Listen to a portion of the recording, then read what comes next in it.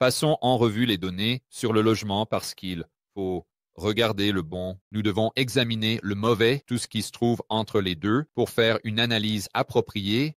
Et vous entendez tout le temps l'argument optimiste avec les médias traditionnels, bien que cela soit légèrement en train de changer.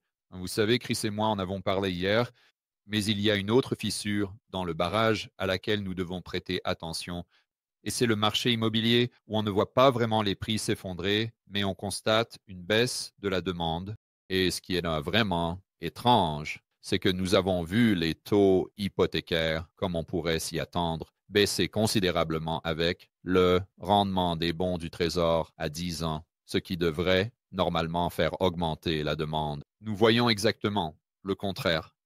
Alors, passons à cet article, un autre article de CNBC, et essayons de voir ce qui se passe. Maintenant, cela fait juste quelques semaines.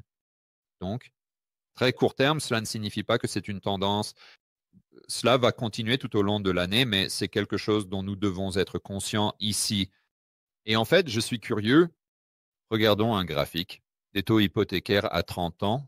Je n'ai pas regardé ça depuis un moment. Et évidemment, cela concerne ce dont nous allons parler. Donc, voici le taux à 30 ans. Et juste, je veux dire, regardez ça. Depuis février, le 1er février, nous étions juste autour de 6,8 et 6,81. Et actuellement, nous sommes à 6,59. Donc, cela devrait encourager la demande. Regardons ce qui se passe réellement. Cependant, quand nous allons sur CNBC, voici le titre. Les taux hypothécaires ont chuté à leur plus bas niveau depuis la mi-décembre. Il n'y a pas si longtemps, mais la demande reste insuffisante. Point clé, le taux d'intérêt moyen des contrats pour un prêt fixe à 30 ans avec des soldes de prêts conformes ou confirmés a diminué à 6,88% contre 6,23%. Donc, nous avons vu une légère augmentation sur NerdWallet. Il combine probablement tous les prêts fixes à 30 ans. Alors qu'ici, il se concentre sur une portion spécifique, les demandes de refinancement d'un prêt hypothécaire qui avait fortement augmenté pendant une grande partie de janvier ont chuté de 4% pour la semaine. Les demandes de prêts hypothécaires pour l'achat d'une maison sont restées stables pour la semaine et sont 3% plus élevées que la même semaine. Il y a un an, donc en réalité, là où nous voyons la baisse, c'est sur ces refinancements, ce qui a beaucoup de sens. Parce que si vous êtes déterminé à acheter une maison pour une raison ou une autre, vous savez, vous allez probablement continuer dans cette voie. Vous n'alliez probablement pas acheter une maison si vous aviez perdu votre emploi ou vous n'alliez probablement pas acheter une maison dans un premier temps si vous étiez un peu méfiant quant à la possibilité de perdre vos revenus en 2025. Mais c'est une toute autre équation quand vous regardez un refinancement avec retrait d'argent ou un refinancement en général, parce que vous avez des frais. C'est juste, vous avez déjà la maison. On dirait que ce serait la première chose à se produire. Donc, les détails d'ici, les taux hypothécaires ont chuté. Nous avons le volume total des demandes de prêts hypothécaires a chuté de 1,2%. Attendez, une minute ici. Je pensais que ça disait que les demandes de prêts hypothécaires pour l'achat d'une maison étaient stables pour la semaine et 3% plus élevées. Que la même semaine, il y a un an, le volume total des demandes de prêts hypothécaires a chuté de 1,2%. Qu'est-ce que je rate? La seule chose, peut-être qu'ils incluent les refinancements dans le total des demandes de prêts hypothécaires. Je ne suis pas sûr d'où vient la divergence, mais au final, c'est dans l'ensemble. Ça va dans la direction opposée à ce que vous penseriez si vous regardiez simplement les taux d'intérêt eux-mêmes. Une autre chose qui est vraiment, je pense, encore plus intéressante, maintenant que j'y pense, à voix haute, c'est pourquoi les taux ne baissent-ils pas au même niveau que ceux des bons du Trésor à 10 ans? Alors, réfléchissons à cela. Depuis le début de février, selon NerdWallet ici, nous sommes passés de 6,88 à 6,59. Donc, on peut dire 30 points de base, 28 points de base. Mais maintenant, regardons un graphique des bons du Trésor à 10 ans juste en février. Et ensuite, roulement de tambour. S'il vous plaît, nous pouvons regarder le début de février. D'accord. Donc, je pensais qu'ils avaient en fait baissé plus que ça depuis le début de février. Il n'y a pas trop de différence là. Donc, d'accord, c'est probablement pas grand-chose. Oh, c'est vrai.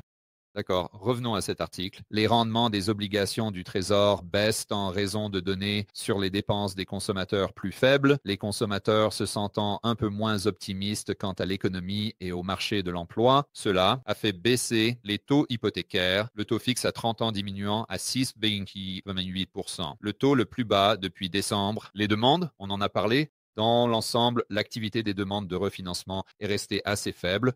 On parle de la baisse des taux hypothécaires. En résumé, c'est une citation. Les obligations sont à la mode en ce moment. D'accord. Merci de m'avoir dit quelque chose.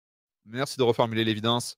L'explication la plus large et la plus courante concerne les attentes d'un ralentissement de la croissance économique mondiale en réponse à la situation intérieure. Non, ils doivent toujours, vous savez, ils doivent toujours blâmer les taux d'intérêt baissent. Oh, eh bien, évidemment, la croissance et l'inflation, de plus, les attentes de croissance augmentent. Ça doit être à cause des tarifs et blablabla. Bla bla. Écoutez, je ne suis pas un grand fan des tarifs en tant que politique économique, mais vous ne pouvez pas les blâmer. Ils n'ont même pas encore mis en place les tarifs. On ne peut pas vraiment les blâmer entièrement. Pour le rendement des obligations du Trésor à 10 ans, passant de 4,8 à 4,25. Je veux dire, allez, vous savez, on en arrive presque au point où c'est comme des aliments et de l'énergie volatile. Vous savez, vous regardez mes vidéos, vous savez comment. Ils doivent inclure cela surtout, à l'exception des aliments et de l'énergie volatile. Chaque fois qu'ils parlent d'inflation, c'est comme c'est à cause des tarifs et des efforts de réduction des coûts. C'est le nouveau genre de bouc émissaire pour tout ce qui se passe mal dans l'économie. Ils doivent l'insérer là-dedans. Je suis curieux de revenir sur Nvidia pour voir ce qu'ils font après la fermeture du marché. Rappelez-vous, c'était à propos de... D'accord. Donc maintenant, c'est en hausse. Wow! Assez bien. Dow 1,8%. Donc je suppose que le marché digère cela et ils disent, d'accord, super, en leur donnant le bénéfice du doute et en voyant le prix de l'action augmenter. Mais encore une fois, après les heures de marché, on ne peut pas trop en dire. Vous allez devoir voir comment cela se déroule demain. Nous en parlerons dans la vidéo de demain. Salut les gars, je voudrais personnellement inviter chacun d'entre vous à assister à la conférence Rebelle Capitaliste, live de cette année. C'est la conférence incroyable que j'organise chaque année. Cela vous aide à construire un portefeuille à toute épreuve. Cela vous aide à augmenter votre liberté personnelle et votre autonomie, et cela vous aide aussi à agrandir votre réseau. En d'autres termes, vous aurez l'occasion de rencontrer beaucoup de personnes partageant les mêmes idées, des camarades capitalistes rebelles. C'est à Orlando du 23 au 25.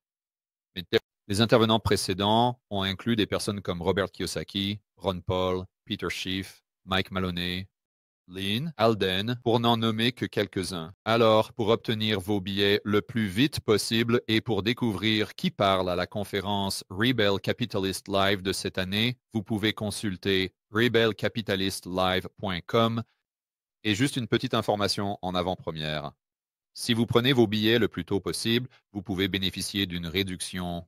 Parce qu'à mesure que nous nous rapprochons de l'événement, les prix des billets augmentent. Alors, n'attendez pas. Allez sur rebelcapitalistlive.com tout de suite et prenez vos billets et je vous verrai à Orlando du 23 au 25 mai